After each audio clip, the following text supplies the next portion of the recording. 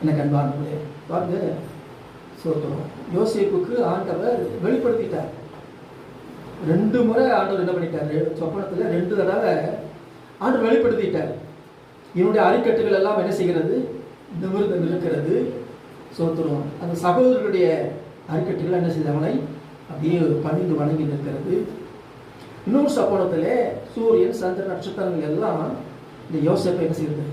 பணிகிறதாக அல்லது வணங்குகிறதாக 2 சொப்பனங்களை காண்கிறார். அப்போ ரெட்டிப்பாக ஒரு சொப்பனம் என்ன செய்யணும்னா அந்த காரியம் நிச்சயமாக என்ன செய்ய போகிறது? நிறைவேறப் போகிறது என்பதை குறிக்கும் வண்ணமாக தான் ஆண்டவர் 2 தடவை அதை என்ன செய்கிறார்? வெளிப்படுத்துகிறார். ஆனால் அந்த வார்த்தை நிறைவேறும் அளவும் இந்த வசனம் அவன் என்ன பண்ணுகிறது? உடம்பை டெஸ்ட் பண்ணுகிறது. சோத்திரம். எனக்கு அன்பான அவன் உறுதியாக இருக்கிறானா? துன்பத்தை கண்டு அவன் தோண்டு போய்விடாமல் அந்த கர்த்தருடைய வார்த்தையிலே விசுவாசமாக இருந்து உறுதியாக இருந்து கர்த்தரிலே அவன் உறுதியாக நிலைத்து நிற்கிறானா என்கிறதை இந்த வசனம் அவன் என்ன செய்கிறது? அவனை புடமிடுகிறது. என்ன அர்த்தம்? அதை டெஸ்ட் பண்ணுகிறது. ஸ்தோத்திரம். புடமிடுதல் என்கிற வார்த்தைக்கு நல்லா கவனிங்க. 2 அர்த்தங்கள் உண்டு. புடமிடுதல்னா தமிழில், ஆங்கிலத்தில் பாருங்கள். ஒன்று டெஸ்ட், பரிசோதனை. 2வது சுத்திகரிப்பு, ரீஃபைன். ரீஃபைன் ஆயிலாம் வாங்கணும். என்ன அர்த்தம்? சுத்திகரிக்கப்பட்ட ஆயில்.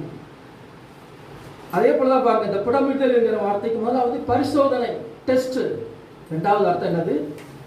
சுத்திகரிப்பு, ரீஃபைன்.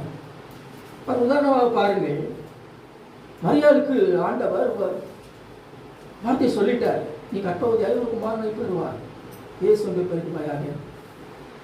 ஆனால் அந்த வார்த்தை நிறைவேறும் அளவும் அவள் அடைந்த துன்பங்களுக்கு அளவு கிடையாது. பாருங்க, ஈஸியாக நிறைவேறலை. நல்லா கவனித்துக் கொள்ளுங்க.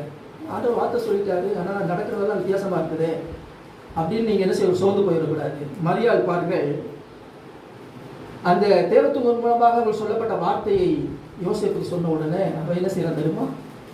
ரகசியமாக அவளை தள்ளிவிட செய்கிறான். பாருங்க, கர்த்தருடைய வார்த்தை கர்த்தர் தான் சொன்னாரு, ஆனால் இப்போ ரகசியமாக தள்ளிவிட யோசிக்கிறார். உடனே மீண்டும் சொப்பனத்திற்கு ஒன்றி இது பரிசுத்தாவினால் உண்டாயிருக்கிறது, நீ சேர்த்துக்குள்ள ஐயப்படாதுன்னு சொன்ன உடனே மறுபடியும் என்ன செய்யணும்? சேர்த்துக்கொள்ள. இப்போ துன்பங்களை சந்திக்கத்தான் வேண்டி இருக்கிறது. அது மாத்திரமல்ல, சோத்திரம். இயேசு பிறந்துட்டாரு, ஆனால் சத்திரத்தில் என்ன இல்லை? இடம் இல்லை. தொழுவதில் முன்னணியிலே கிடந்திருக்கிறார்.